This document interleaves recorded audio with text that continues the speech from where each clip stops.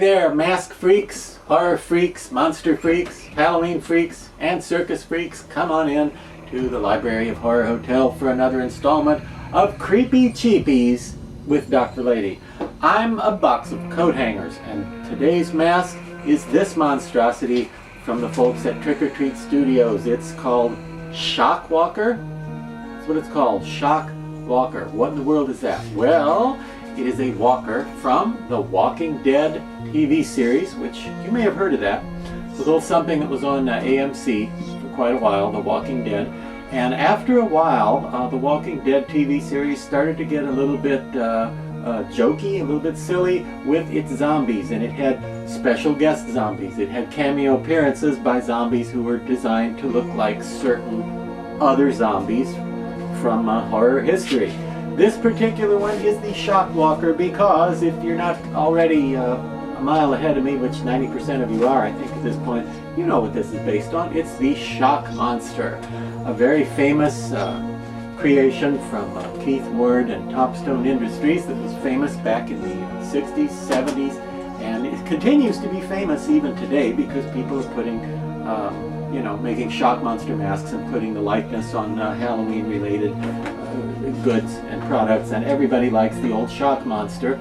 Well, The Walking Dead did a shock monster tribute sort of zombie, and as you can see, this is pretty much what the shock monster would look like if he really existed in three-dimensional reality, rather than being a little more cartoonish and a little rougher and more angular like the original. This is a little more anatomically plausible, anatomically accurate, scientifically correct version of the shock monster as a rotted corpse. He's kind of a purpley color, but it's not a silly or a decorative purple. It's a nicely believable bruise color purple in the shading and highlighting. He's got a very dead looking eye that's creepy and looks nice and wet and moist. He's got a great expression with his mouth parted just a little bit, and when you're wearing this you would be seeing out of a slit in here in where his one missing eye is, and there's a slit next to his big bulgy eye.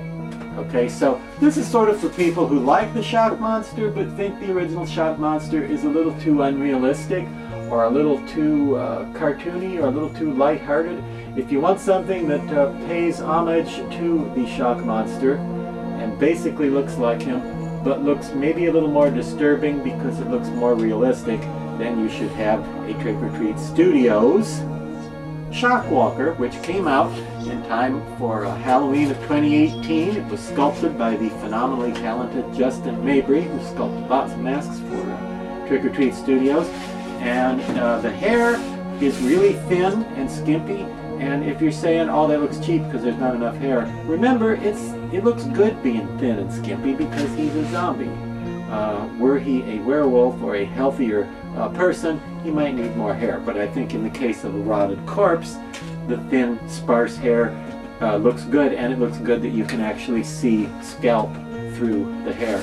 So I think this guy is fit for either your Halloween use at the haunted house or whatever, because you'll definitely scare people if you pop out of the darkness wearing this, and also fit for display in your mask collection or your Walking Dead collection. And that's all I have to say about the awesome, I think, very nice Shock Walker from Trick or Treat Studios. So until next time, remember, you can lead a horse to water, but you can't get him to do your taxes.